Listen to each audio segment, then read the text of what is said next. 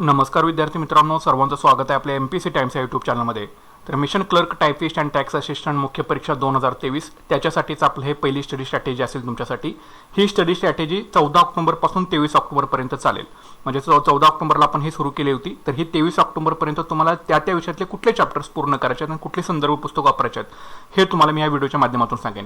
एकूण तुम्हाला 6 study स्ट्रॅटेजीचे video मिळतील. डेली तुम्हाला मिळणार नाही व्याकरण, याच्यामध्ये त्यात वेळ घालवायचा नाही आपल्याला. तो वेळ तुम्हाला मी चालू घडामोडीचे व्हिडिओ तिथं तुम्हाला पोस्ट करेन. तर चालू घडामोडीची सुद्धा तयारी तुमची चांगल्या पद्धतीने आपल्या चॅनलवरती होऊन जाणार आहे. तर त्याच्यामुळे व्हिडिओ सगळे शेवटपर्यंत बघा. 6 व्हिडिओमधला आजचा हा पहिला व्हिडिओ आहे स्टडी स्ट्रॅटेजीचा. हा तुम्हाला 23 ऑक्टोबरपर्यंत तुम्हाला पूर्ण करणं गरजेचं आहे कसल्याही परिस्थितीमध्ये.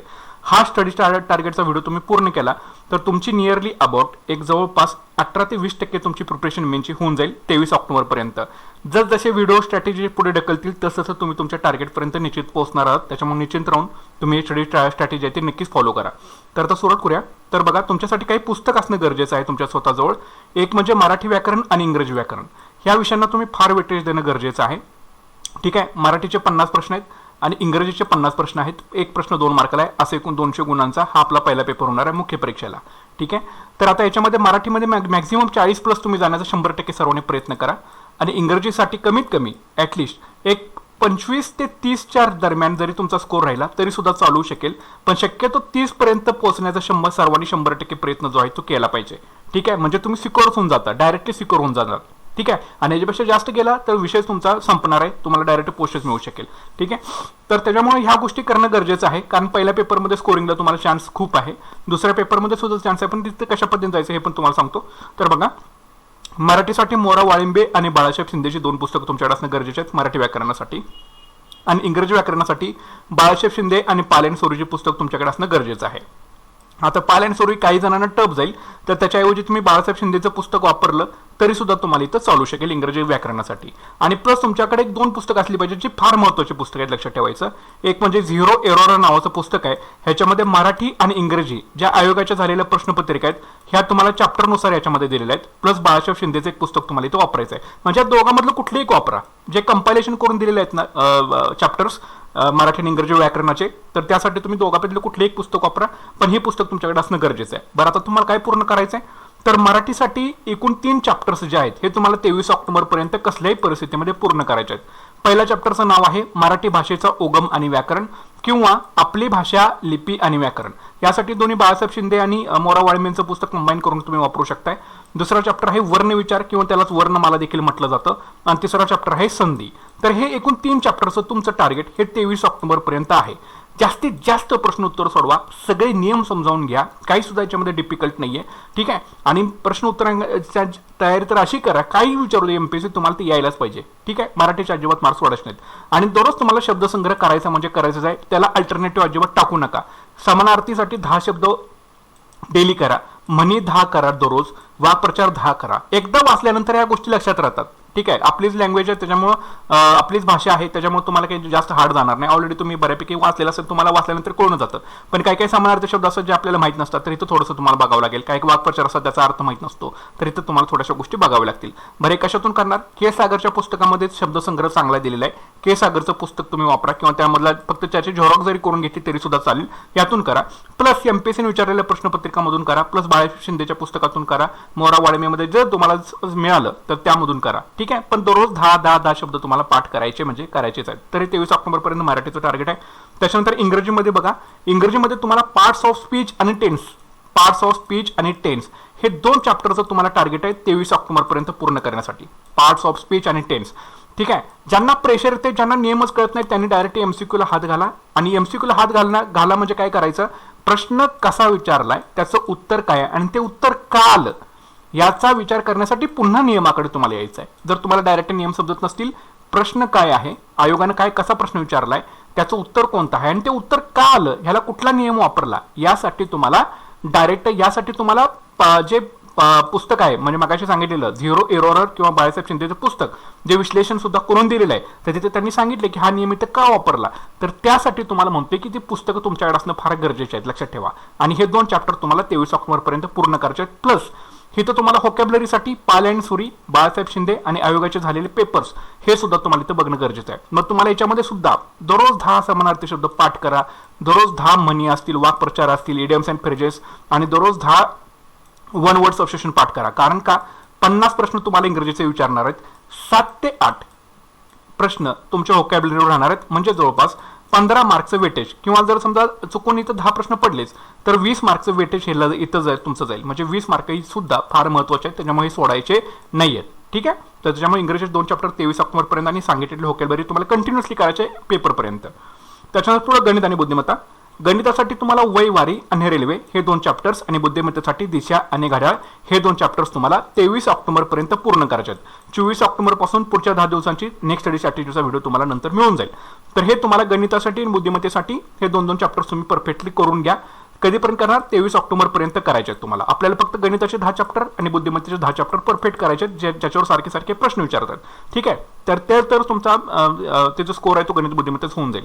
तर याच्यासाठी सचिन ढवळीचं पुस्तक आणि संदीप पारगडेचं पुस्तक तुम्हाला वापरायचं आहे. डेफिनेटली वापरा. जे तुम्हाला सोपं वाटते तेच वापरा, असं म्हणत नाही की दोन्ही पण वापरा. जे तुम्हाला त्या चॅप्टरची मेथड तुम्हाला ज्या पुस्तकामध्ये सेफ वाटते, सोपी वाटते तेच करा. प्रॅक्टिसच करायची आहे. एमसीक्यूची प्रॅक्टिस करा चांगले, काही सुद्धा इथं प्रॉब्लेम तुम्हाला येणार नाही. ठीक आहे, 23 ऑक्टोबर पर्यंत गणिताची वयवारी रेल्वे बुद्धिमत्ताचा दिशा घड्याळ चॅप्टर संपवून टाका.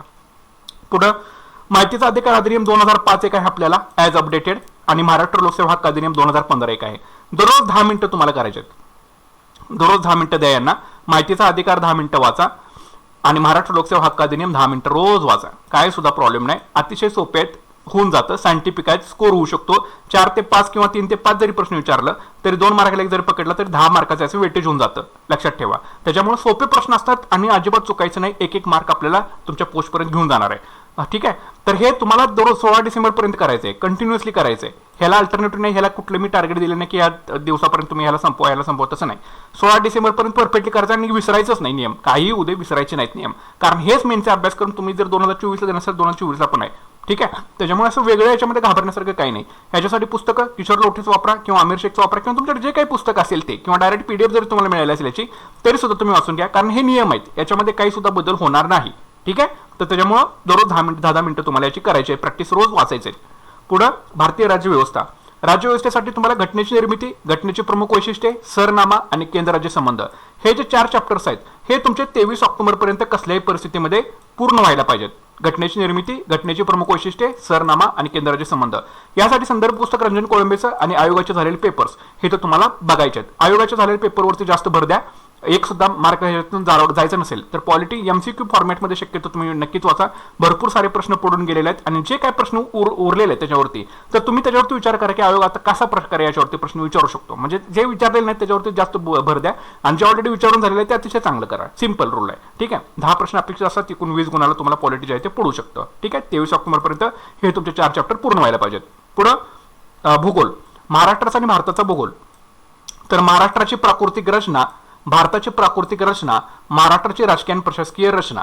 ठीक आहे, तर हे 2 म्हणजे महाराष्ट्राचे 2 चॅप्टर आणि भारताच्या भूगोलाचा 1 चॅप्टर परफेक्टरित्या संपून टाका. ह्याच्यावरती प्रश्न फिक्स आहेत, फिक्सच येणार प्रश्न तुम्हाला याच्यावरती. त्याच्यामुळे ह्या चॅप्टरला अशा पद्धतीने करून टाका, काही विचारू द्यातलं तुम्हाला यायलाच पाहिजे. पुस्तक कुठले वापरणार? AB सौदीचं पुस्तक वापरा, कोळंबे किंवा दिवसंमधलं कुठलं एक पुस्तक वापरा आणि भारताच्या भूगोलाला कोळंबे किंवा दिवसंमधलं कुठलं एक पुस्तक इथं तुम्ही वापरायचं आहे. ठीक आहे, तर हे झालं महाराष्ट्राच्या आणि भारताचं भूगोलाचं टार्गेट. म्हणजे महाराष्ट्राची प्राकृतिक रचना, भारताची प्राकृतिक रचना, महाराष्ट्राची राजकीय आणि प्रशासकीय रचना हे तुम्हाला 23 ऑक्टोबर पर्यंत हे सुद्धा टार्गेट आहे. हे सुद्धा तुम्हाला पूर्ण करायचे आहे. 15 प्रश्न विचारू शकतात. 15 दूनी 30 मार्काला जवळपास इथं वेटेज आहे तुम्हाला. ओके, तर निश्चितच तुम्ही हे करून घ्या.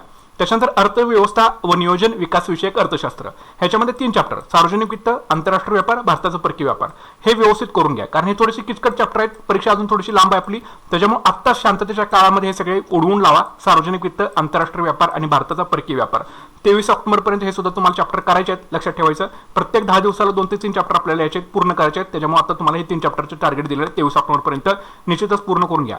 रंजन कोळंबेचं पुस्तक वापरा, किरण देशमुख भाग वापरा. आता तुम्हाला ज्या पुस्तकाची मेथड सोपी वाटते त्या एकच पुस्तक वापरा, काही सुद्धा प्रॉब्लेम नाही, पण ते परफेक्ट करा. त्याच्यामधलं काही आलं तरी तुम्हाला सोडता यायला पाहिजे. आणि एमपीसीचे पीवायक्यू शक्यतो याच्यामध्ये बघून घ्या, कारण रिपीट सुद्धा होऊ शकतात प्रश्न. त्याच्यामध्ये एमपीसीचे पीवायक्यू कशाच प्रकारच्या चॅप्टरवरती विचारलेले प्रश्न हे सुद्धा सर्वांनी बघून घ्या. ठीक आहे, तर हे 3 चॅप्टरचं टार्गेट आहे. पुढं इतिहासमध्ये दररोज एक समाजसुधारक तुम्हाला न चुकता वाचायचं आहे. रोज एक समाजसुधारक वाचा, रोज एक. ठीक आहे, म्हणजे 60 दिवसामध्ये 60 समाजसुधारक तुमचे पूर्ण होऊन जातील. त्याच्यानंतर आदिवासी चळवळ, शेतकरी चळवळ आणि ट्रेड युनियन चळवळ हे 3 चॅप्टरचं तुमचं टार्गेट राहील. आदिवासी चळवळ, शेतकरी चळवळ, ट्रेड युनियन चळवळ किंवा कामगार चळवळ ह्या 3 चॅप्टर तुम्हाला 23 ऑक्टोबरपर्यंत पूर्ण करायचे आहेत. ठीक आहे, तर ते 10 दिवसात आपल्याला 3 चॅप्टर वाचावे लागतील, महत्त्वाचे जे चॅप्टर्स असतील. आणि दररोज एक समाजसुधारक आणि महत्त्वाच्या व्यक्तीचं कार्य जास्त हे तुम्हाला वाचायला लागेल. आता समाजसुधारक कशातून करणार? गाठाळमधून करा, अनिल काठरेमधून करा आणि समाधान महाजन यांच्या पुस्तकामध्ये जर दिलेलं असेल, तुम्हाला सापडलं काही व्यक्ती विशेष, तर त्या सुद्धा तुम्ही इथं करू शकताय. ठीक आहे, महत्त्वाच्या व्यक्तींचे कार्य म्हणजे काय?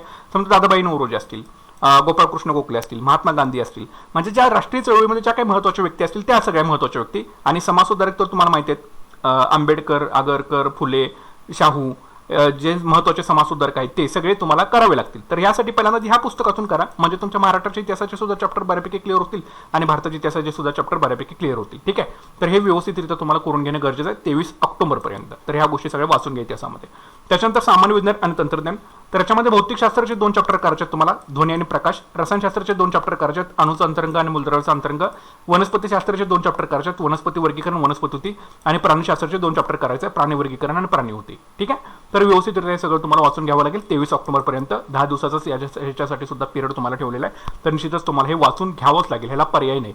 भौतिकशास्त्राचे ध्वनी प्रकाश, रसायनशास्त्रामध्ये अणुचा अंतरंग, मूलद्रव्याचा अंतरंग, वनस्पतीशास्त्रामध्ये वनस्पती वर्गीकरण, वनस्पती होती, प्राणीशास्त्रामध्ये प्राणी वर्गीकरण, प्राणी होती. तर 23 ऑक्टोबरपर्यंत करून घ्यायचं. कशातून वाचणार? दीप तुमचं सामान्य विज्ञानचं पुस्तक आहे त्यामधून वाचा. लुसेंट पब्लिकेशनचं सामान्य विज्ञानचं पुस्तक आहे त्यामधून वाचा. दररोज तुम्हाला हे विज्ञानासाठी वेळ द्यावाच लागेल, तर तुमचा विज्ञान जो आहे अभ्यासक्रम हा अतिशय चांगल्या पद्धतीने तुमचा अभ्यास होऊन जाईल. याच्यामध्ये अपेक्षित प्रश्नसंख्या आहे 15. एकूण तुम्हाला 30 गुणासाठी सामान्य विज्ञान जे आहे ते विचारू शकतात. ठीक आहे, म्हणजे पहिला पेपर 200 मार्काला आपला, दुसरा पेपर 200 मार्काला आहे. तर त्या 200 पैकी 30 गुण जे असतील हे तुमचे सामान्य विज्ञान या विषयावरती असतील आणि तेच तुम्हाला ते शक्यतो बाहेर काढण्याचा प्रयत्न करतील. त्याच्यामुळे ह्या विषयाला जास्तीत जास्त तुम्ही प्रयत्न वेळ जो आहे हा दिला पाहिजे आणि व्यवस्थितरित्या सगळ्या कन्सेप्ट जे आहेत ते तुम्हाला समजून घेणं गरजेचं आहे. तुम्हाला ऑलरेडी सांगितले पुस्तकाचे नाव दीप्तम आणि लुसेंट व्यवस्थित वाचून घ्या. ठीक आहे, हे झालं सामान्य विज्ञानचं टार्गेट. 23 ऑक्टोबरपर्यंत तुम्हाला पूर्ण करायचं आहे. पुढं दूरसंवेदन, हवाई आणि ड्रोन छायाचित्रण, भौगोलिक माहिती प्रणाली त्याचं उपयोजन आणि माहिती संप्रेषण आणि तंत्रज्ञान असे एकूण 4 घटक अजून याच्यामध्ये आपल्याला दिलेले आहेत सामान्य विज्ञानामध्येच. तर हे 4 विषय जे आहेत तर यासाठी तुम्हाला रोज 10 ते 15 मिनिटं याचा अभ्यास करायचा आहे. दूरसंवेदन, हवाई, ड्रोन छायाचित्रण, भौगोलिक माहिती प्रणाली त्याचं उपयोजन, माहिती संप्रेषण, तंत्रज्ञान. म्हणजे जसं माहितीचा अधिकार अधिनियम 2005 आणि महाराष्ट्र लोकसेवा हक्क अधिनियम 2015 साठी तुम्हाला सांगितलं होतं की त्याचे दररोज 10 मिनिटं तुम्ही वाचत चला. त्याच पद्धतीने इथं 10 मिनिटं ते 15 मिनिटं रोज तुम्हाला द्यायचे आहेत. रोज द्यायचे आहेत, 64 दिवस तुम्हाला याचे कंटिन्युअसली, म्हणजे एक्झामच्या 16 डिसेंबरच्या आदल्या दिवशीपर्यंत तुम्हाला कंटिन्यूस वाचून यायचे आहे. दररोज 10 मिनिटं जरी दिली तरी तुमच्या पुढच्या 10-15 दिवसामध्ये सगळं होऊन जाईल. सगळंच होऊन जाईल आणि दररोज 10 मिनिटं तरी पुन्हा त्याची उजळणीला तुम्हाला वेळ मिळेल. त्याच्यामुळे याच्यावरती अपेक्षित असणाऱ्या प्रश्नांची संख्या 4 ते 5. त्याच्यामुळे हे तुम्हाला 8 ते 10 मार्काला याच्यावरती प्रश्न जास्त ते येऊ शकतात आणि सोपे प्रश्न असतील तुम्हाला निश्चितच सुटून जातील. त्याच्यामुळे यांना अजिबात इग्नोर करू नका. यासाठी संदर्भ पुस्तक तुम्ही सौदेच वापरू शकता किंवा तुम्हाला ज्यांच्याकडे जे काही पुस्तक असेल त्यामधून 4मध्ये जे असतील ते तुम्ही करू शकता. ठीक आहे, तर अशा प्रकारचे टार्गेट आहे. त्याच्यानंतर चालू घडामोडी. चालू घडामोडी तुम्हाला जानेवारी आणि फेब्रुवारी महिन्याचं 2023 चालू घडामोडी जे आहे हे तर याचा तुम्हाला अभ्यास करायचा आहे 23 ऑक्टोबरपर्यंत. यासाठी तुम्हाला आपल्या चॅनलवरती व्हिडिओज ऑलरेडी अवेलेबल करून दिले आहेत जानेवारीचे आणि फेब्रुवारीचे. ठीक आहे, हे निश्चितच तुम्ही बघायला सुरुवात करा. ज्यावर तुम्ही आपल्या चॅनलवरती प्लेलिस्ट तुम्हाला उपलब्ध करून दिलेलं आहे. त्याच्यामध्ये एक वन लाइनरची सिरीज आपली सुरू आहे. वन लाइनर प्रश्न उत्तर तुम्हाला मिळतील आणि दुसरा म्हणजे वन लाइनर प्रश्न त्याचं उत्तर आणि विश्लेषण, म्हणजे एक विश्लेषणाची सिरीज आणि नुसतेच एक वन लाइनरची सिरीज, म्हणजे कुठलेही आपण त्याच्यामधून मिस आउट होता कामा नये आपलं. ठीक आहे, तर अशा 2 सिरीज सुरू आहेत. दोन्ही महिन्याचे तुम्हाला व्हिडिओ त्याच्यामध्ये अवेलेबल करून दिलेले आहेत आणि अपलोड करण्याचं काम आपलं सुरूच राहणार आहे कंटिन्युअस. तर ते तुम्ही व्हिडिओ जाऊन नक्कीच बघा, तुम्हाला नक्कीच त्याचा फायदा होईल. कशातून करणार? परिक्रमाचं मॅगझिन वाचा, सिम्प्लिफाईडचं चालू घडामोडीचं पुस्तक वाचा आणि आपल्या चॅनलवरती जे काही व्हिडिओ अपलोड होतील ते तुम्ही नक्कीच सर्वांनी बघा. ठीक आहे, वेळ घालवण्याचे नक्कीच बघा. याचं वेटेज आहे जवळपास 15 मार्कचे 15 प्रश्न तुम्हाला याचे विचारू शकतात आणि जर त्या विषयाशी निगडीत जर विचारलं तर ही 20 वरती पण जाऊ शकतं. म्हणजे 20 दुनी 40 गुणांचं तुम्हाला जवळपास करंट अफेअर्स परीक्षेमध्ये दिसू शकतं. किंवा जर 15 मार्क्स विचारलं तर 30 ते 40 या रेंजमध्येच तुम्हाला करंट अफेअर्सचे प्रश्न जे असतील हे तुम्हाला दिसून जातील. त्याच्यामुळं ह्या विषयाला सुद्धा इग्नोर करून चालणार नाही. यासाठी तुम्ही आपल्या चॅनलशी कनेक्टेड राहा. आपल्या चॅनल सर्वांनी सबस्क्राईब करून ठेवा, व्हिडिओला लाईक करा. आणि हा आपला झाला होता पहिल्या स्टडी स्ट्रॅटेजीचा व्हिडिओ. अजून 5 स्टडी स्ट्रॅटेजीचे व्हिडिओ तुमच्यासाठी येतील. 10 दिवसाचं स्टडी स्ट्रॅटेजीचं नियोजन तुम्हाला बनवलंय. डेली बघण्यापेक्षा डेली तुम्हाला प्रेशर होऊ शकतं, त्याच्यामुळे 10 दिवसाचं तुम्हाला एकदम दिलेलं आहे. रिलॅक्स माइंडने तुम्ही अभ्यास करू शकाल आणि निश्चितच तुम्ही आपलं चॅनल जे आहे ते सबस्क्राईब करून ठेवा. तुम्हाला नक्कीच त्याचा फायदा जो आहे तो होणार आहे. ठीक आहे, तर नक्कीच व्हिडिओला लाईक करा, शेअर करा. चॅनलवरती नवीन असाल तर नक्कीच आपलं चॅनल सबस्क्राईब करून घ्या. भेटूया पुढच्या व्हिडिओ सेशनमध्ये. Thanks for watching guys and all the best.